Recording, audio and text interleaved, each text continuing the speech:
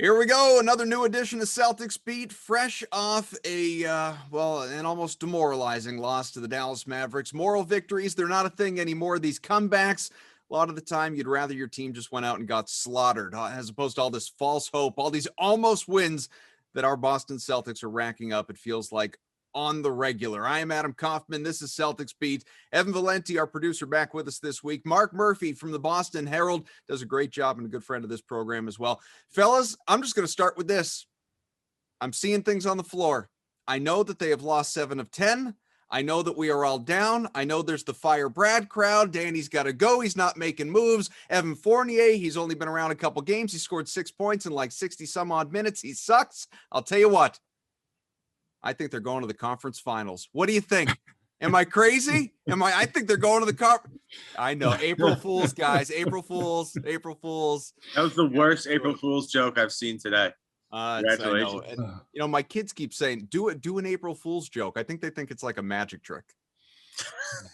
It doesn't work that way. No, I just think they've lost their mental toughness. This whole thing, Luka, as he did the last time they played, just buries a 35-footer and they just bow their heads and that's it. They don't play defense the rest of the way, or when they do, they just get discouraged. I think Stevens hit it on the head last night. These guys just are not responding to adversity. They just, So Twitter, the vocal minority, if you will, although it's getting louder, Twitter wants to put that on Brad. We can always talk about the roster issues this team has, and there are many, and Danny has owned that, and that's on him. But I have pointed out, I've talked about, I'm far from the only one, by the way. It's not a hot take, but I've mentioned it on several of these shows. It just looks like when you watch these games that Jayson Tatum, Jaylen Brown, they know how good they are. They're all stars, and Kemba Walker hasn't been fully himself this year. He's dealt with the injuries and obviously load management and whatnot. It just seems like the two stars, they don't trust anybody else on the roster, which is why you're seeing so much ISO ball and that type of thing. And I'm not even totally blaming them, given the inconsistency of everybody else. I mean, they should trust each other, quite frankly, more than everybody else. But when it impacts the system, the style of play, and as you just alluded to, and as Brad, to the degree that Brad does, went off on after that game last night, it just looks like everybody collectively is out there on the floor quitting. I don't know how many times, Mark, we need to hear Kemba Walker say this year, I'm getting discouraged. And when I get discouraged, I can't show it. I can't get down to the dumps. I need to, I need to pick myself. Well, so do it, man. Like, easy for me to say, I get it. But now we're not even talking about athletic ability anymore. Now we're just talking about like mental fortitude. If you're going to get down to the dumps, if you're going to get discouraged, you got to snap yourself out of it and be something of a leader. And if the players can't do it to themselves on the floor at a certain point in time, we are going to have to, maybe it's this show, have a real conversation about Brad Stevens and his role in this. Yeah.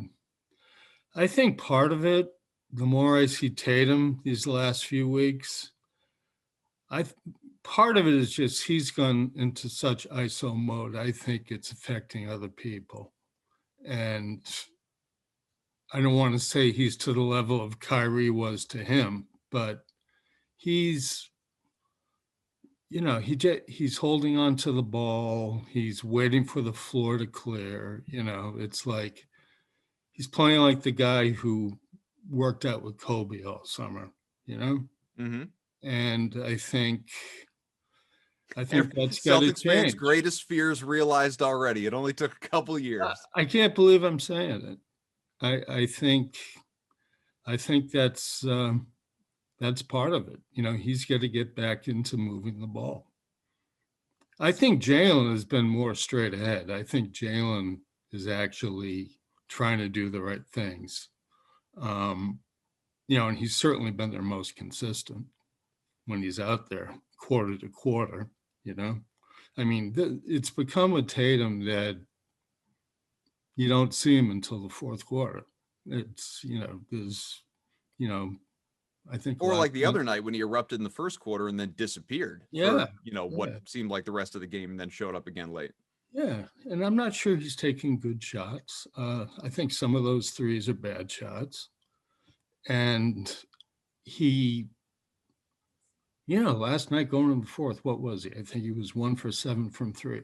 He finished 1 for 8, so it's not like he had a Oh, terrific day. okay. It's not like he was amazing. But when you talk about that, I love Jayson Tatum, and I keep going back to this one thing that Dwayne Wade said a couple of months ago on TNT. The problem with Jayson Tatum is Jayson Tatum, can basically hit any shot at any time on the floor that he wants, which is an unbelievable skill, especially when you're 23 years old. The problem with Tatum is he doesn't uplift the rest of the roster like he needs to for this team to be who they need to be. And I'm not, and this is the thing that, Adam, you and I talked about this at the beginning of the season. This is the first year in the Tatum Brown era, where they're, 1 and 2 in the pecking order, et cetera. Mm-hmm. But this is the first year these guys are going to actually get some serious scrutiny, in terms of wearing the problems that this team has, and them accepting responsibility and blame for this thing, right? Because everybody's trying to throw around, where does the blame go? Where does the blame go? And as Danny said this morning on 98.5, like, everybody shares the responsibility of losing. I mean, Danny said, I accept some of this. It's on Brad, but it's also on our players. And he was talking about it more in terms of Brad, how, Brad's not out there, going 11 of 40, whatever the Celtics went last night against Dallas. Brad's not out there shooting shots. He's only trying to get people in the right places. He's not the one controlling where the ball goes all the time. So when you get back to blaming the product on the floor, that, is that blame starts at the top. That starts with Tatum. And I got into a little bit of this a couple of days ago with some people on Twitter about some of the shots that Tatum takes, and about how people throw numbers at me. Oh, Tatum shooting 40 whatever percent on, pull up threes, but the step back three, early in the shot clock from 28 feet, 29, 30 feet is not a good shot, especially when you're not in rhythm. My problem with Tatum is, he thinks he can create himself some rhythm with that shot at any time during the game, where you and I and all of us, I think, understand, if you're not in rhythm to start the game, and when Tatum's in rhythm, like, he'll hit a couple of threes in a row, and you're like, all right, now he's cooking. But the best way for a guy to get in rhythm is to try and drive to the basket, try and get fouled, and go to the free throw line. And this team, and Kemba's done a good job of it recently, getting to the free throw line. They brought in Fournier to kind of help that.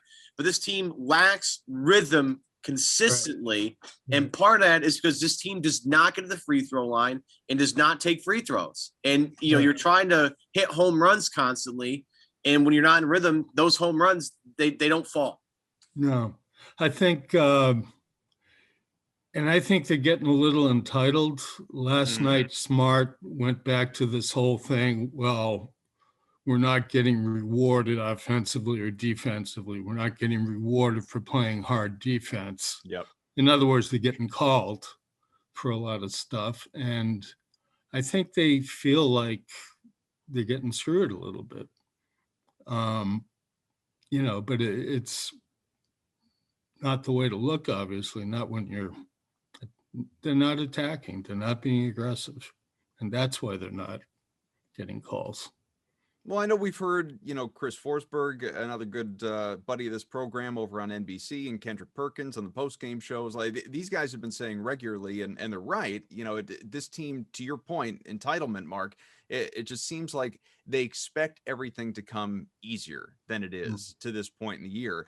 And I don't know if that's, a few of these guys, not everybody, but a few, the figureheads, whether it's Smart, Tatum, Brown, you can sprinkle in Kemba from last year, just these, 3 trips to the conference finals in 4 years, almost trips to the NBA finals a couple of times. And, more often than not being among the upper echelon of Eastern Conference teams. And now they're sitting 2 games below 500, playing remarkably inconsistent, playing like crap, honestly. Right. I mean, I've talked about it on this show before, Mark, that this is the first time in a long time, certainly in the Brad Stevens era, that I can remember, hate watching a team basically. Like this is not a fun team to watch at all. No, It's not an no, enjoyable you're not. experience. And I don't know if it is, to your point, entitlement, or as the other guys said, just expecting things to come easier. But to me, it just becomes a, where do you get off? Like when your top stars are really good, they're all stars, but they're so young,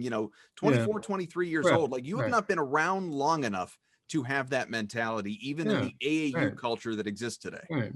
This team argues way too much with the refs. It's like 4 guys, depending on who you look at. Tatum's been doing it since he was a rookie, but it's, and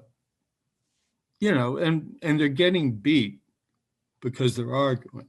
At least I thought I saw a couple of plays like that last night where 2 guys are back talking to the ref and Dallas gets a fast break hoop. It's, they're just way too much into that. Yeah, it's not been pretty. So I guess, it circles back to where we started. Let's go to Brad Stevens, because we've been having these conversations on these shows elsewhere. Ever right before the show sent me a clip from Stephen A. Smith now, and he's paid for the hot takes, obviously, but I don't think Brad Stevens is long for Boston if this continues, and the players have tuned him out, and it's it's white noise out there, and Danny's going to have to move on. Well, here, just a quick reality check for people who want Brad Stevens gone. One, Celtics the last several months gave him another extension. He's around for another like 6 years or something like that. He presumably passed on, not that we know anything was concretely offered, but presumably passed on what second to staying in Boston would have been his dream job, and coaching the Indiana Hoosiers. He left that, and he's not going to North Carolina with Roy Williams retiring. Maybe he's waiting for Krzyzewski. Maybe he's just waiting on Duke. I don't know. I doubt it, though. I really do doubt it. I think that, Brad strikes me as the kind of guy that wants to get this done here, that wants to finish the job that he started. And I am still a believer in him. I am. I'm not calling for his head or anything like that. I still think that you have one of the brightest minds in terms of coaches in the NBA. But obviously a bright mind is only going to take you so far. You need to be a motivator. And Brad, post game last night, was about as heated as we have ever heard him. And I know he has said in the past, the way I sound to you guys isn't necessarily how I sound in that locker room. I remember him saying that to Gary Washburn once. So I'm sure, no, he's not going to throw things and curse probably, but I'm sure he is yelling at his players and taking them to task. We don't get to see that, and we certainly don't see it on the sidelines. Is there, in your estimation, a motivational issue stemming from Brad on down? Is there something that is just not clicking from the coaching staff, absent, that Walter McCarty kind of caliber? I know they added Evan Turner, but they don't have that sort of like hard-nosed veteran guy that, like a Perk, like guy that you're scared of on the coaching staff, that is really gonna like rein these guys in, who, unlike Brad, has been through the ropes. I know Brad's been coaching a long time, but he hasn't been an NBA player through those rigors. So is there something missing here that needs to be addressed to get these guys in line? I think that's a good point. That I think the players have become a little hard-headed, and maybe they're not hearing as much. I know Gary got a lot of heat for writing the players have tuned out Brad column, but I think there's a certain amount of that. I mean, when all you know is going to the conference finals, maybe you get to a point where you don't hear people as much. You've been there. You think you've been there. And so I think part of that really falls on the players, but I think there is a disconnect right now. Absolutely. Part of it, I think, is everything that we just talked about. But what about, like, I'll have friends text me, Mark, regularly during these games, like last night, where they just fall down by 1 billion and then claw their way back and fall just short. These almost wins that people are having a field day tweeting about. And like I said off the top, it's just so much easier when your team just gets crushed rather than giving you that false hope. it feels like they're a lot of the time, and maybe it's player execution, but who else can you blame but the players? They're the ones with the ball.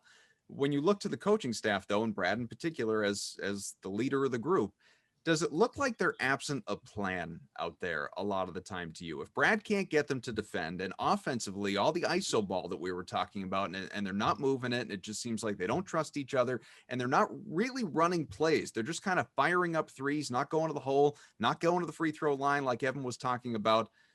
I mean, now we're getting into the system. Now it's not even a motivational issue. It's not a mental issue. Now it's a game planning issue. Is there something wrong with the game planning that you're seeing this season? Yeah, he keeps saying he's going back to ball movement. He keeps saying that he's getting more cutting into the offense, and it just doesn't happen. They'll play one great game like that, and then it disappears again. And all of a sudden you see ISO ball. So not sticking to that, I think part of that is obviously going to be on the coach. That's, it's, you call a timeout if you see that, you guys are suddenly in an icicle, and you snap him out of it. He doesn't do enough of that. Yeah, he's always been criticized for that, like taking way too long to take timeouts and letting runs kind of build and fester, and not trying to use the timeout to stop the momentum of the other team. But like the problem is, you call the timeout anyway, it's too late, and then you get some bungled play and like normally like the ATO stuff was normally the bread and butter of the Celtics. Like call a timeout, you get a play running out of it, and all of a sudden, all right, you start feeling good about yourself. But and again, I don't have the stats in front of me. I'm sure people out there do, and if you happen to have the statistic, I'd love to see it. Like what the success rate of Celtics out of timeouts are this year. Because again, it doesn't feel, this group doesn't feel as connected, and that does fall back on Brad. And it you see it more, I think, on the defensive side of the ball, where this team just doesn't communicate nearly as well as they should. I've been noticing, and I know people are like, oh man, you're just talking about energy, but this team lacks energy. I mean, last night, off the top of the game, they don't have Rob Williams. I get that. But like, okay, you still have Tatum, Brown, Kemba, Fournier, Smart. Like, it's not like you're depleted.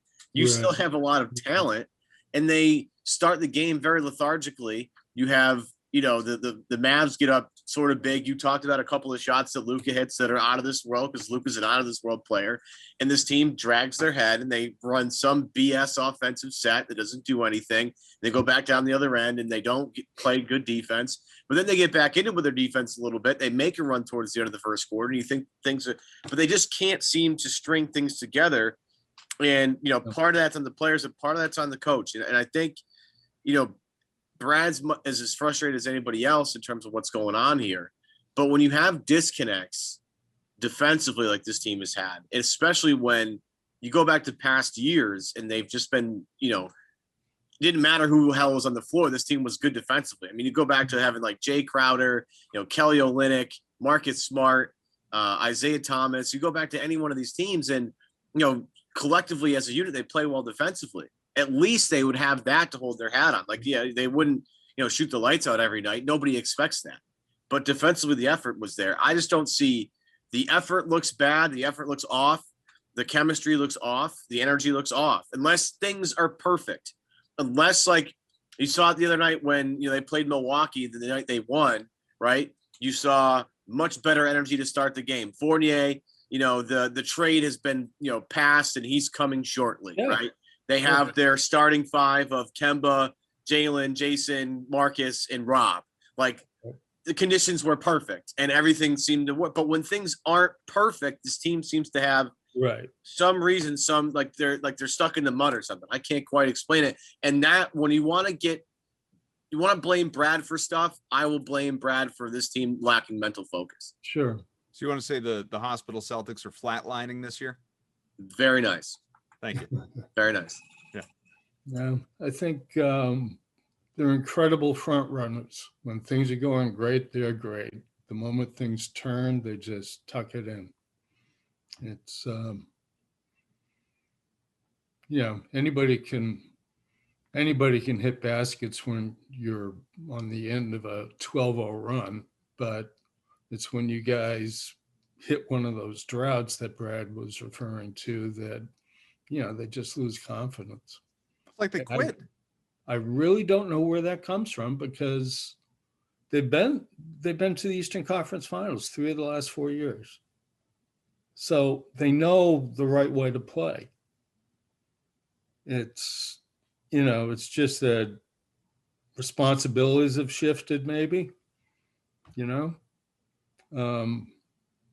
they thought that a veteran like Tristan Thompson would sort of keep everybody in line, but, he hasn't even been part of the You need picture. to get him on the floor in the first place. No. So, maybe Fournier does something. From a leadership standpoint. Mark, do you have anything, because I think it's been obviously refuted by Celtics players at this point, about, the Tristan Thompson, parties too much or it goes out. Do you have anything on that? No, that, that was Kevin's report. I haven't heard a word about that. I just know the Celtics denials on it. Yeah. They've come out pretty strong about it. Yeah. Players included. It must be hard this year to kind of notice stuff like that when nobody's in the locker room and, everybody's zooming in at the end of games, your press conferences, like that stuff. Yeah. It's hard to even get a read on any of that because nobody's even around. No, that kind of access hasn't existed for a year. Right. So, it's, you're not there when Smart decides to start throwing chairs against the wall. Right. But, it's hard to tell. I mean, it could be. I mean, I see just in the on-court product, I see divisions. So, Mark Murphy, let's go back to the Brad Stevens discussion for just a moment here. And again, I don't think he's gone. Evan doesn't think he's gone. I'm going to put words in your mouth. You don't think he's gone. I don't think any of us are calling for him to be gone. And please do, interrupt me if you do. But let's just have the conversation for the Fire Brad crowd that's out there and people saying, just give us someone else. This guy's overrated. He's not motivating the team. What does he really want here? And blah, blah, all the stuff that we always see on social media. He's got to go. He sucks. Now, again, I don't agree with any of that, but let's just say he's got to go. Who would you want? Now, I've had friends of mine suggest, assistant X, assistant Y, guys that either, are retreads or haven't yet had that opportunity. And who knows? I mean, like Bruce Cassidy with the Bruins, right? Like maybe somebody, gets the opportunity and they actually do run with it. And hey, this, people were skeptical, but this was the right move. I don't know who that guy is. The only guy that I can think of in the NBA that if you said to me, Brad's got to go, who do you want? The only one I can come up with that's available, obviously, because that's a big part of it for people that, but get Doc. You can't have Doc. Right. The only guy that I can think of, Mark, is Kenny Atkinson. That's the only guy that I can think of that. Yeah. He did some things with the Nets with, he did a lot with a little, as Brad did for so many years in Boston before he started to do a little with a lot. That's the only guy that I can think of. I would hesitate with him because he's a developmental guy. He, once the product matured, they get rid of him. I think you need a guy who can deal with the young stars. Mm-hmm. I'm not sure that was Kenny Atkinson's forte either. Sure. And the questions come up about how does Brad deal with stars? I mean, I know they all left for different reasons, but you've lost Kyrie, Gordon, and Horford. Yeah. And actually Terry Rozier. Sure. Although Horford would come back in a second if he could. Yeah. If he had been bought out, I wouldn't have been surprised. Yeah, agreed. But it's the evidence is that his high caliber players don't stick around. So I don't know if they're not buying in. Kyrie, I don't think Kyrie bought it. I mean, that's pretty Yeah. obvious. I mean, you could argue like Allen and, Al left for money, Hayward left for opportunity and certainly Right, money, right, but, right. like But clearly Hayward didn't. Kyrie is the one that did not buy in. But Hayward did not think this system was for him, and this is his Or at least college did coach. did he not think the system was for him, or did he not think his place within the system? Well, yeah, his place within the system. Like he didn't want to be a fourth option. I don't blame him. I just think that, they really miss what he brought. Yeah. I think. That's what Fournier is supposed to be. They were better. I don't quite get this, but they were a better defensive team with Hayward on the floor. I get that. He's a good He's a defensive good player. defender. He's a good two-way player. Yeah. It's that wasn't his reputation coming in, I guess. But he's switchable though. See, that was the beauty of that team was they could switch defensively. And this team, they've always had a small point guard. So this whole notion, and Kemba, out of all the small point guards they've had, probably tries the hardest on defense. So I'll say that. Yeah. They just don't have, they don't have a lot of Rob is their only, and they have no consistent size. I mean, with Tice gone now, especially, they have no rim deterrent at all whatsoever. And when Rob's in there, he is an obvious rim deterrent. I mean, I know he's only 6'8" or whatever, 6'9", but his wingspan, as people have noted, is just ginormous. And his ability to block shots and time them has been, it's been Miles Turner-esque in terms of percentages, right? So, they really lack when they go small. They have no interior presence at all whatsoever. Well, you saw last night, no Rob. 6 of Dallas's first 8 points were in the paint. They just immediately attacked, and without him, I mean, he's become so important in a short period of time. What's that? I said, poor Mo Wagner. Yeah, that's just not him. No, it's not what he is. Yeah, I mean, he's too busy planting his face on elbows. That was the most ridiculous call last night. It's the war on Tice all over again. It's just I don't know how many big guys got to get punched in the face, kicked in the face, elbowed in the face, right, before they get a foul call. But the best one, the Siakam kicking Daniel Tice in the face, still getting called for a foul is the most outrageous part of it. But Mo Wagner's not especially with Porzingis, right? Who's not the strongest 7-footer, but he can shoot over you. He gets bullied by Marcus Smart. Smart's got a better low center of gravity there. But again, they don't, like you said, 6 of the first 8 points in the paint. They have no rim deterrence. And so when you have a team, and maybe this is part of maybe this falls back on Danny. Again, this whole episode is about the blame game and who the hell can we throw all the blame at? Danny's part. Welcome to April. Yeah, right. Danny's part in this too of having a roster with no rim protection on it is something that we need to talk about. And I think people go back to the Miles Turner, Doug McDermott thing, right, and want to talk about that a lot. And Miles Turner is a great defensive player, no question, and they would definitely help right now. Yeah. But when you're getting beat to the rim constantly, that's an easy way for a team to get dejected. Right. You know what I mean, you talk about guys hanging their heads. You're down 8-0, and all in 68 points have been layups. I get that. So. You talk about schematics, you talk about roster construction, you talk about guys freelancing out there. It's all, and it gets back to Danny's quote. It's all, this blame is all shared, and it's only convoluted or magnified, I should say, because of this absolutely ridiculously crazy season Boston's having in terms of injuries. It's April 1st, and they still haven't had the availability of every guy in their roster to play in a game. I mean, the Romeo stuff is hysterical. Every week you look, it's a new thing with Romeo. Tristan's out. Jaylen was out with a knee thing. Now Rob's out before the game. Tatum was scratched, a couple of games ago for ill. It's at some point I would like to just have a 3-game sample size of everybody on the roster playing at the same time. Yeah, you're asking too much. Can't have it. I know there's a reason that they have Kemba on that knee program, but at what point do you break him out of that and just allow him to play? The playoffs. I mean, that's I the think he point. needs a little rhythm before that.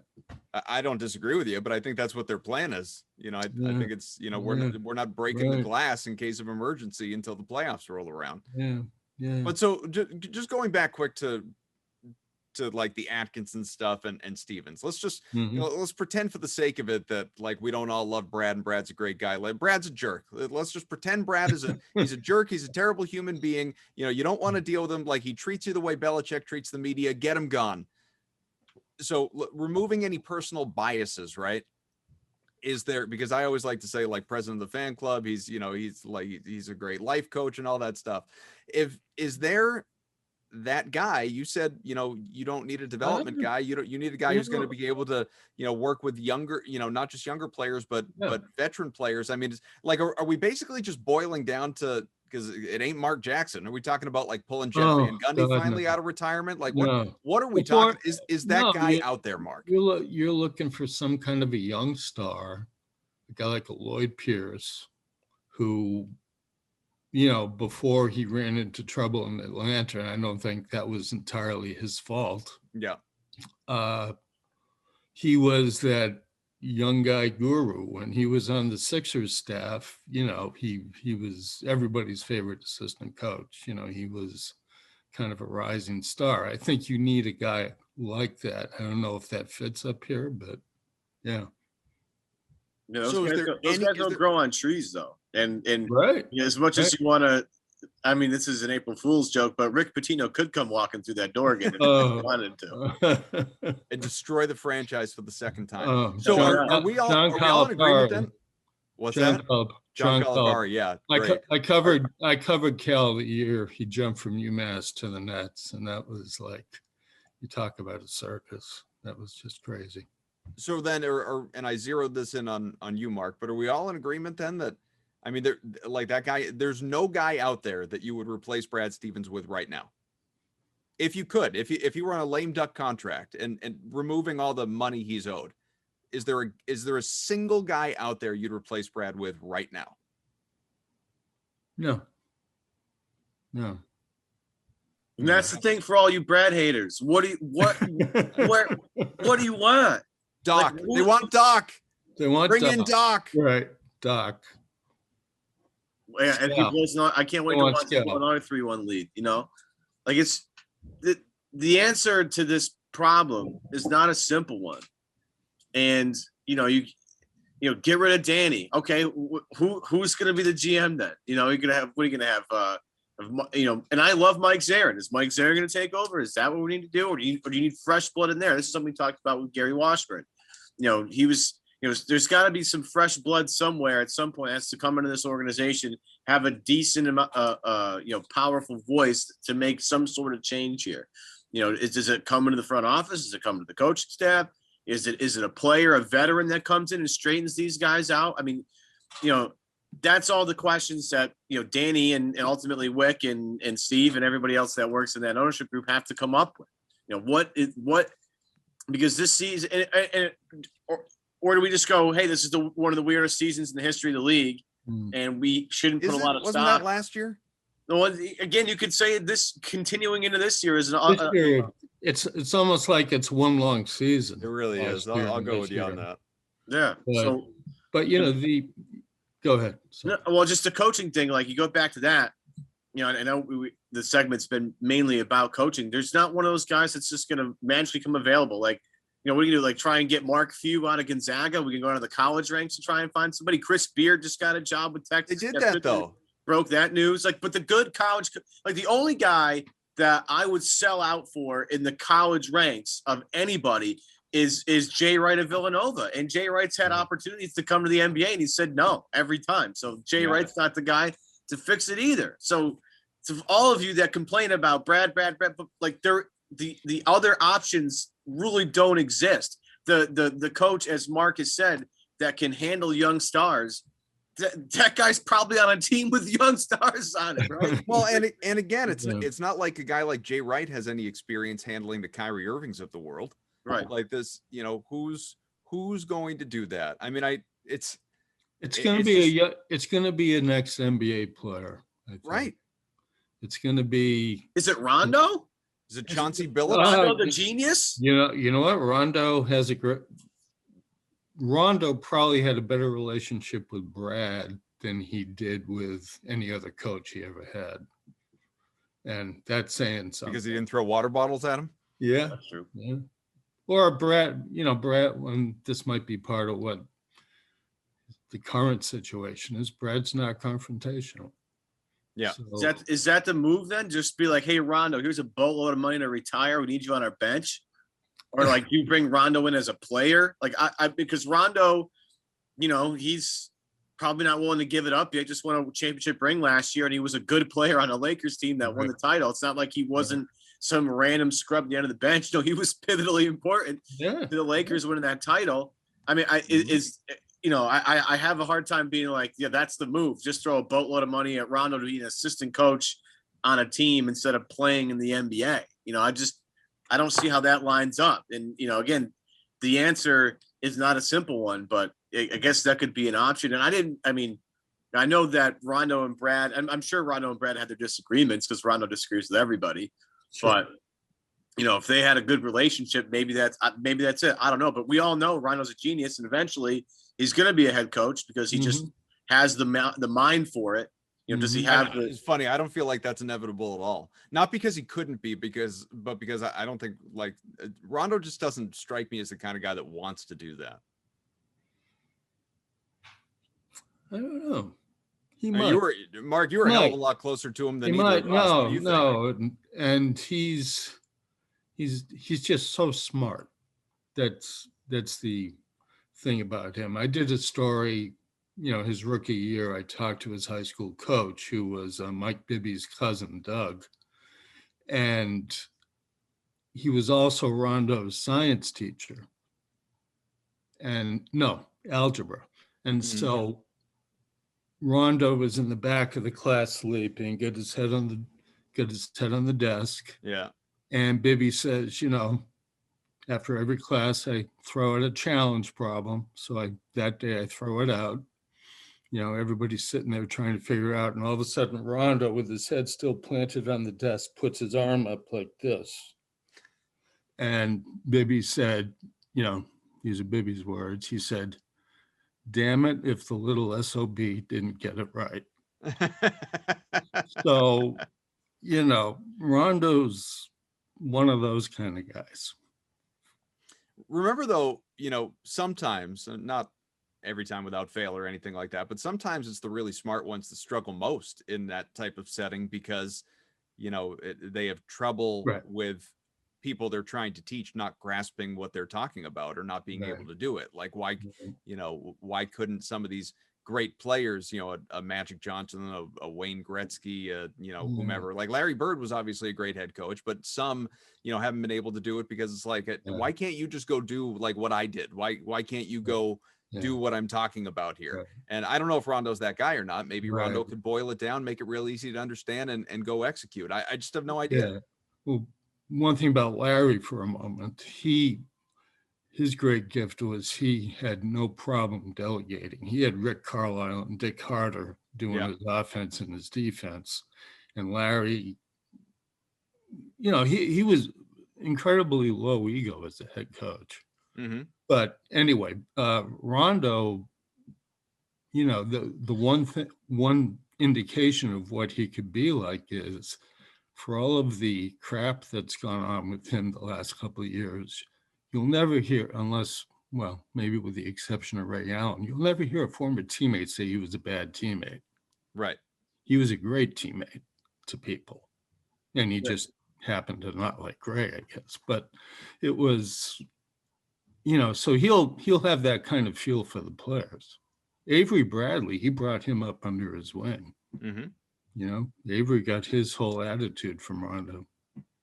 Yeah, they talk about it.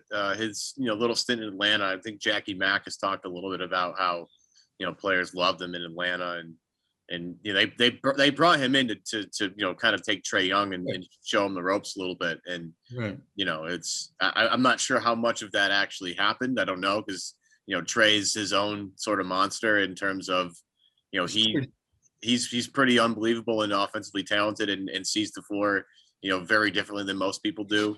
I say this sort of jokingly as an April Fool's joke, but for some reason, LeVar's kids have otherworldly vision. Is someone like that to come in and teach these? I know what it is. You bring Nelly out of retirement and get him on the sidelines again. He seems to be enjoying himself lately. It doesn't seem like he wants to do anything remotely involving coaching anymore. But I think he's enjoying himself more than he ever has in his life. I would agree with that. That's quite a business he has. He looks good, though. Is he living with Bill Walton yet? Hopefully. But he looks like he's more relaxed than he's ever been. I mean, he looks like, Yeah. Well, he looks like he's enjoying himself. By the end of his coaching career, he got to looking pretty unhealthy. Yeah. He looked, I get it. He hasn't looked better. I mean, I saw a picture of him, it resurfaced like a couple of months ago. And I was like, he looks better than he's looked, in a very, very, very long time. So good for him.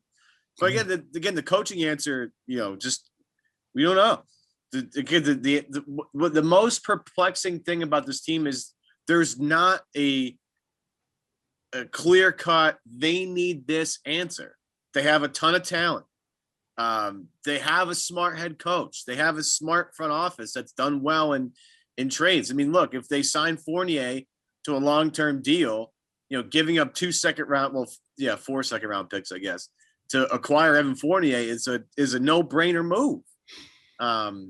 They've let some guys go, and that's been unfortunate. And there's been some injury things with Kemba, obviously, that you wish that could go the other way. But it's frustrating to sit here and still, it's April. We've watched so much of the season happen already, and still nobody has any idea what the hell's wrong with this team.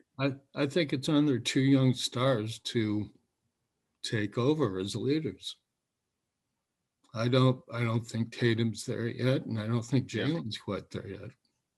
That's the next step for this team. If they do that, then Smart's trying to do his part. But like you said, it's not even just vocally leading. Like Tatum might never be that guy. It's leading by example out there on the floor. And as Brad highlighted so much last night, we've already talked about it. It's this, I think, Evan, to your point, like what's missing from this team? I mean, the injuries or inconsistencies in terms of the roster itself and who's available, that's a problem. You'd love to see that little stretch where they're at least all together and see what this team looks like. And hopefully, cross your fingers, come the playoffs, we'll see something like that. That would be wonderful. But absent that, what's missing is it's not the talent. They're playing well below their talent level, well below their talent. There are many years under Brad, they've exceeded their talent level in terms of, what they've done. And, especially that Isaiah Thomas team that made the conference finals, that had no prayer of beating LeBron, but hell, they got there and they were fun to watch. They played above their heads. This team is playing so below water. It is almost impossible, quite frankly, for this team to be led by those 2 all-stars and some of the talent they've had around them, even Kemba, if you want to include him in that, because he gets you the 20 a game or right around there when he is available. They are sitting 2 games below 500 right now and just play down to their competition. And while we're at it, they play down to everybody else. What is missing from this team, as Brad talked about, is that shake it off factor. It is just that mental shake it off factor. Like, I mean, to boil it down to the absolute most simple terms, I will say to my 8-year-old all the time, because he's I'm not going to sit here and say he's going pro or whatever, but he's a nice little athlete for an 8-year-old. But his biggest problem is that he can't get out of his own way mentally. He'll be, I'll be pitching to him outside. He'll swing and miss at the first 3 pitches. And I know that he is cooked for the next 15 pitches I throw him because he can't shake it off. This team just, it gets into those lulls, those ruts, and it can't shake it off. And I don't know how you flip that switch. Yeah. And a part of that is, and everybody's guilty of this, including Marcus Smart, when the other team hits a big shot, you come down and you're just launching 2 seconds into the shot clock. It's, you don't hold your discipline after somebody hits a big shot. You just go for something wild. And I think they've all been guilty of that lately. Just kills ball movement. Yeah, I agree with that. I tried to explain it to some people about how they try and hit home runs when they don't need to. It's like there's no need for that shot. I mean, at the end of the game, like, okay, sure, you need a home run shot. You know, you're down 6 and there's 59 seconds left. Yeah, you got to start maybe thinking about trying to hit the home run here to try and cut it down. But there's too many guys are trying to hit home runs. I mean, you got, you know, Smart does it, you know, Kemba does it, Jaylen does it, you know, Jayson does it. Then when you go 0 for 4 with guys trying to hit home runs and the other team goes down and runs a good offensive set, you just keep burying yourself. This team, again, tries too much to try and be heroes.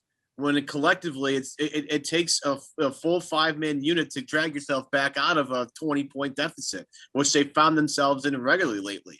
And they've climbed out of it only because they start playing a little bit harder as a team. They start picking guys up full court. They start trying to, you know, get into guys' airspace and stop worrying about fouling too much. You know, they get a little bit more aggressive. They get a little more handsy, sure, but they get a little more aggressive. They try and do some things, and all of a sudden, you know, you just like last night against Dallas, they get it. You know, they get the steal with Tatum at the end there. He doesn't finish, but Smart's right there to pick him up.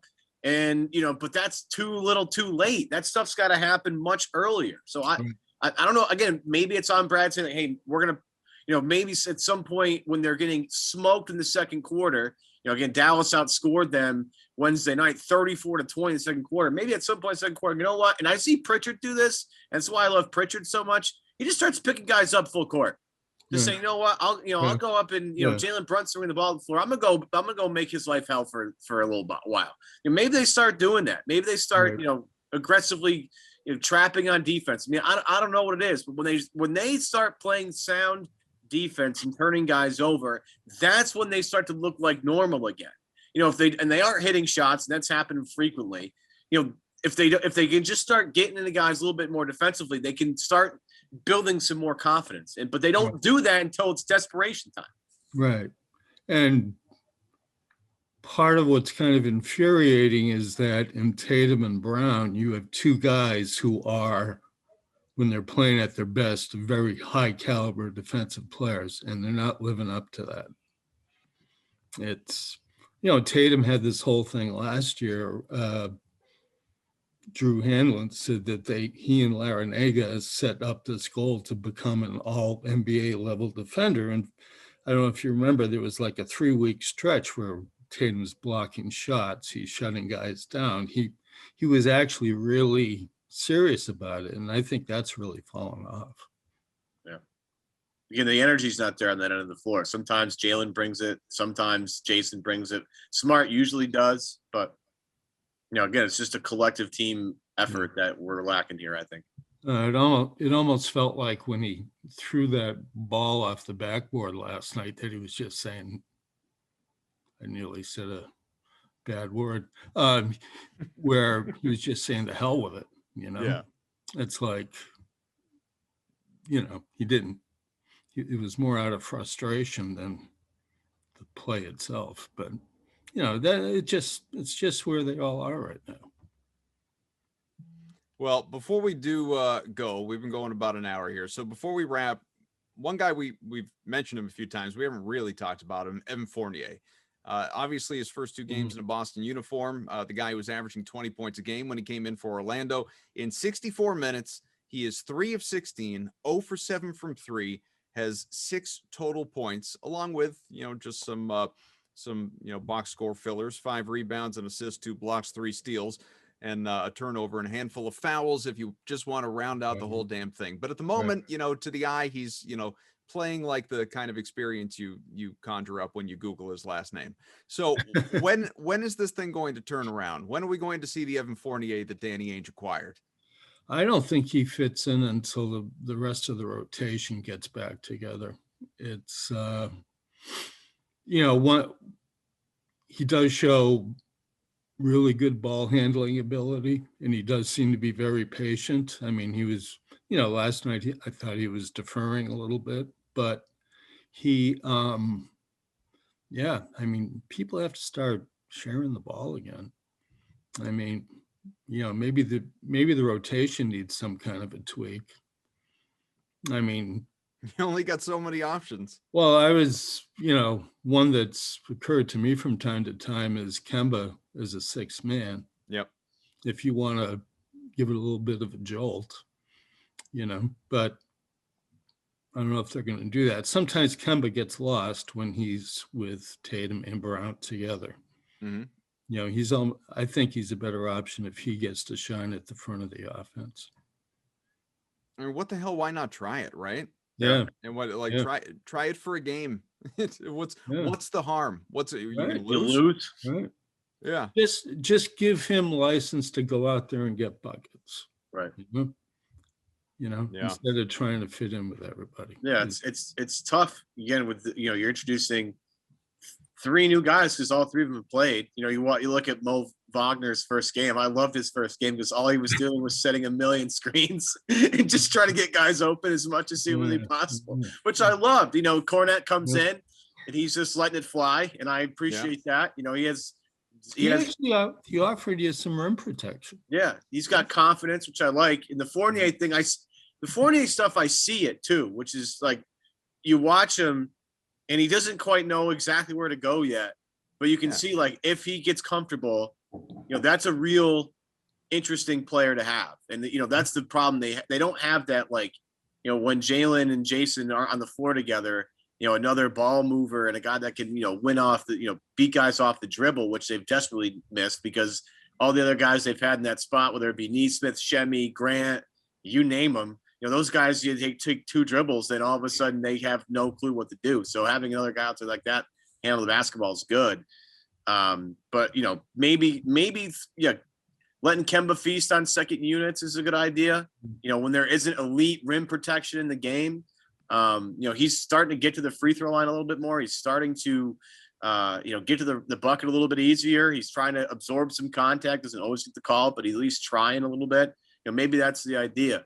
Fournier is going to be a big part of that, but they have to get him more comfortable. And once, everybody's back in action, maybe we can start building some confidence here. But again, getting everybody to be healthy for a week is a problem in its own right. Well, Fournier is the playmaker they say he is. I could see him playing off Kemba really well. Mm-hmm. But Rob too. I always look at Rob as the Marcus Rob minutes or the Marcus Pritchard minute or the Pritchard Rob minutes are always fun because those guys look for other people. Same thing with Fournier here as a guy that can really find open guys. I feel like Rob Williams is the perfect guy for them. Absolutely. Well, fellas, I'll say this much: for a show that wasn't necessarily, ripe with fun content, I had fun talking. It was a fun discussion about these things because at least we're out here trying to problem solve. I mean, it's not our problem, and no one's going to listen to us, from within the Celtics as far as what our advice is. But damn it, we're trying. We're doing our part, and I think the people out there appreciate it. It's been fun, guys. Thanks. Mark's the only guy we've had. Mark's the only guy we've had that can go toe to toe with me in the hair game. I think, though. Mark's one of the few that the COVID haircut's been kind to Mark for sure. Oh, listen, especially now that he's got the beard too. Like if you put glasses on, I'm not so sure we couldn't run you through a filter and look at your future right here. This is actually a trimmed beard, so yeah. You see, well, Jared Weiss has been sprouting. Oh, Jared's been no question. He's leading. Listen, man, that guy's off kilter. He showed up to do our show a couple weeks back just wearing a robe. It's he's a wild card now. We don't know what to expect with him. Well, that's Marcus Smart's favorite locker room attire. That's right. His collection. Little did you know there was a dress code here today. You did not show up in a robe. We'll have to do that going forward. So the Celtics back at it against the lowly Rockets tomorrow night. This, God willing, should be a victory. Then they've got Gordon Hayward, Terry Rozier, and the Hornets on Sunday, both games at the Garden as well. The Sixers Tuesday, then Wednesday, the Knicks, and then the 7-game homestand wraps up with the Timberwolves a week from tomorrow. I mean, on one hand, hey, you couldn't have timed out a 7-game homestand better with fans returning to the Garden. On the downside, the Celtics are playing the way they are with fans at the Garden. How to at least take advantage of it, right? Yeah. Oh my God. Yeah. Well, hopefully it turns. Maybe they'll reel off, 6 in a row, and this time next week we'll be talking about a team that really could make a deep run in the playoffs. See how quickly things change, right? Mark Murphy of the Herald, Evan Valenti, I'm Adam Kaufman. Thanks all for being with us. It has been a fun hour, and let's try and find a little positivity in this world, shall we? Mark, thanks. Take care, guys. Thanks.